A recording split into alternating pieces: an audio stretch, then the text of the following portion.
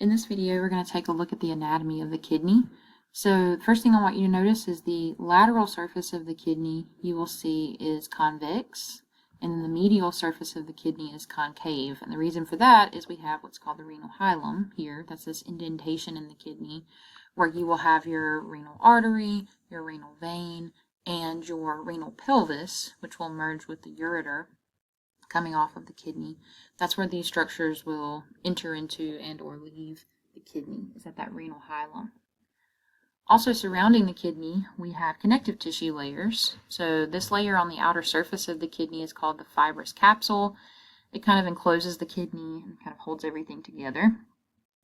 And then outside of that, we have what's called a perirenal fat capsule, which is made of adipose tissue. It's a thick layer of adipose tissue that's going to surround the kidney and cushion it to protect it. It's also going to help hold that kidney in place and anchor it on that posterior body wall.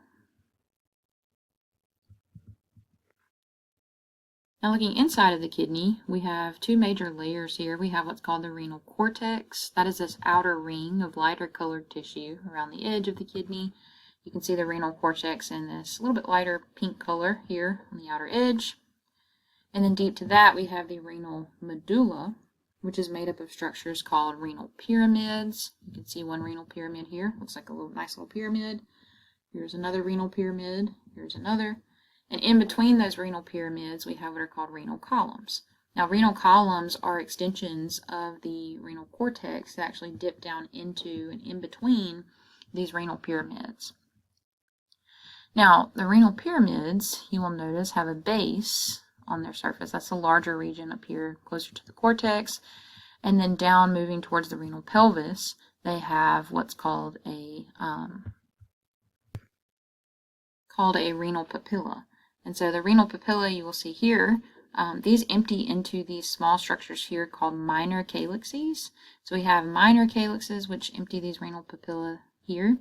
And those minor calyxes will merge to form a major calyx. So here's one major calyx, here's another, and those major calyxes will then merge to form the renal pelvis. That is this collecting structure here, which will be collecting urine that's forming within this kidney.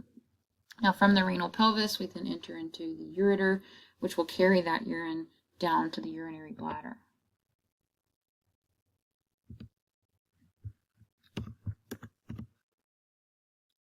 So now let's look at renal circulation within the kidney.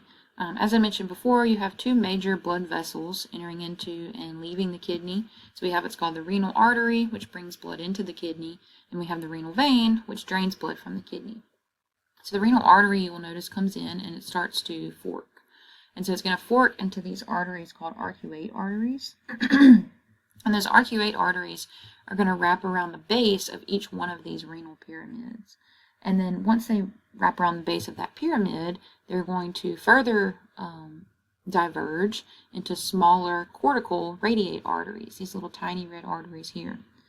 Now once we get into those cortical radiate arteries, at that point they will become microscopic once those diverge, and those will end up becoming what are called the afferent arterioles.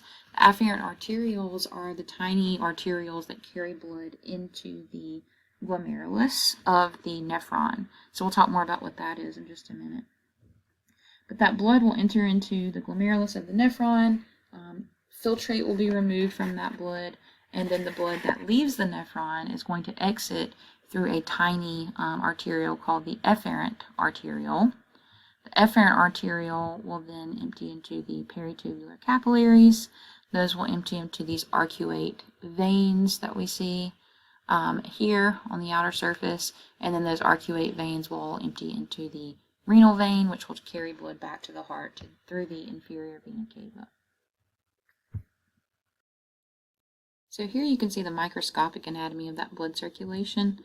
Here we have our arcuate artery that we mentioned in the last image, and up from that arcuate artery, we diverge into the cortical radiate arteries. And then you'll see those cortical radiate arteries will diverge into the different nephrons within the kidney. These are the functional unit of the kidney that are used for filtration. We'll get into those more in just a moment. But up from the cortical radiate artery, we then enter into the afferent arteriole, which I mentioned in the last slide. And that afferent arteriole will bring blood into this structure here called the glomerulus. This is a ball of capillaries, which is used for filtration. So this is where the filtrate is going to be formed in this area right here. Once we form that filtrate, blood will exit the glomerulus through an efferent arteriole. And you'll notice that the efferent arteriole is actually a little bit smaller than the afferent arteriole. This ensures that the pressure coming into the glomerulus is going to be relatively high. The blood pressure will be relatively high, and that will allow us to be able to force that filtrate out of the glomerulus and into this space here called the glomerular capsule. But again, that blood that's leaving the glomerulus will exit through the efferent arteriole. Those will diverge into form what are peritubular capillaries, and then those all will merge in the efferent arteriole will diverge into the peritubular capillaries, and then those will eventually merge into this cortical radiate vein, which will merge into the arcuate vein, and then further through this macroscopic anatomy that we looked at here, from those arcuate veins back to the renal vein, and you carry that back to the heart. Now the medulla of the kidney will actually receive blood from a structure called the vasa recta, which is this collection of small straight vessels down here in this region of the kidney. And so these arise from the efferent arterioles of the deepest nephrons that we have in the kidneys, and they're going to drain into these arcuate veins, just like we saw over here up at the top in this cortical region of the kidney. So now let's look at the nephron a little more closely. Again, this is going to be the functional unit of the kidney. And here you can see one nephron right here. Here is another nephron here. So the nephrons are really made up of two parts. They're made up of what's called a renal corpuscle, which consists of this glomerulus and this glomerular capsule surrounding it. And then outside of that renal corpuscle, we have what's called the renal tubule, which you can see in this kind of tan color here. That renal tubule is made up of three parts. You have what's called the proximal convoluted tubule, like you can see here, which is the first part coming off of that glomerular capsule. You have what's called a nephron loop, which is this looped region down at the bottom.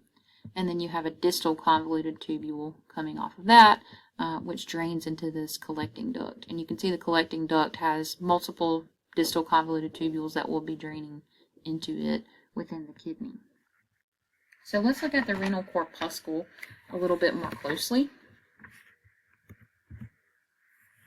So our renal corpuscle consists, again, of a glomerulus. That is a little cluster or ball of blood capillaries that you can see here. You can see the red blood cells inside of those blood capillaries. And then surrounding that glomerulus, we have our glomerular capsule around it. So the glomerulus, again, is a ball of capillaries, blood capillaries that have very thin walls to allow for easy filtration, to allow the waste materials and other types of filtrate, other molecules or substances from the filtrate to be able to exit those capillaries and get into this glomerular capsule. Now the glomerular capsule encloses the glomerulus. You can see it around here in this tan color. The outer layer of the capsule is made of simple squamous epithelium, as you can see here.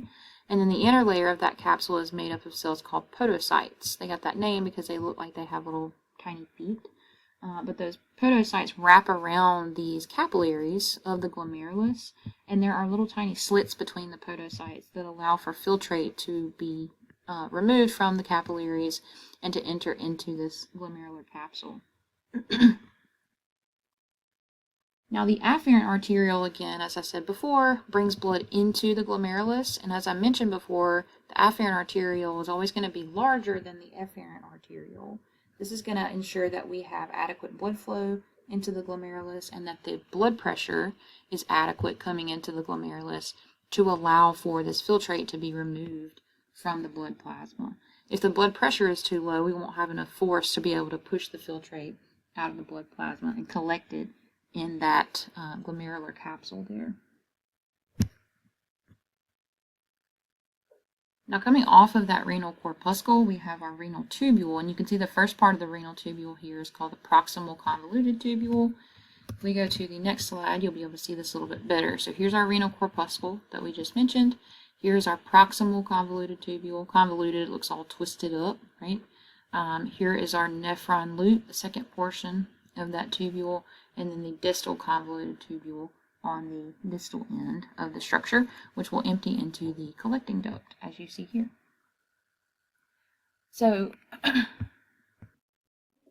the proximal convoluted tubule is going to arise from this glomerular capsule, as we just mentioned, and it's going to be lined with simple cuboidal epithelium that have very, very dense microvilli on their surface to allow them to be able to absorb materials from the filtrate, right? So this is where we will want to try to reabsorb some of the materials that we might have lost through the filtrate that we might actually want to hold on to, you know, things like glucose or certain types of salts or water. We can reabsorb those through the lining of this proximal convoluted tubule. The nephron loop down here is also formerly known as the loop of Henle. It's going to have a descending limb, as you see here, and then an ascending limb traveling back up towards that distal convoluted tubule. Now, the thick segments of this nephron loop are going to be made of simple cuboidal epithelium, and they're going to be used for active transport of ions, so they're going to require a lot of ATP and mitochondria to be able to do that. These are also going to be less permeable to water compared to the thin segments, like this segment here, which you can see is much thinner. The thin segments are made of simple squamous epithelium, so they're much thinner in surface area, and they're going to be much more permeable to water to be able to allow us to either reabsorb water from the filtrate or to potentially get rid of more water if we need to. Then after the nephron loop, again, we have our distal convoluted tubule, which is a little bit shorter than the proximal convoluted tubule, a little less coiled than that tubule as well. And this one is going to mark the last portion of the nephron, because you will see that it empties that filtrate, or that urine. At this point it will be urine, which is the waste, into this collecting duct. And you can see that multiple distal convoluted tubules can empty their urine into this one collecting duct, which will carry that urine to the minor calyx, then to the major calyx, then to the eventually to the ureters, right from the renal pelvis. So kind of following the flow of fluid through the urinary system, we have the blood that comes into the glomerular capsule here, into the glomerulus. Filtrate will be removed from that blood and collected in the glomerular capsule.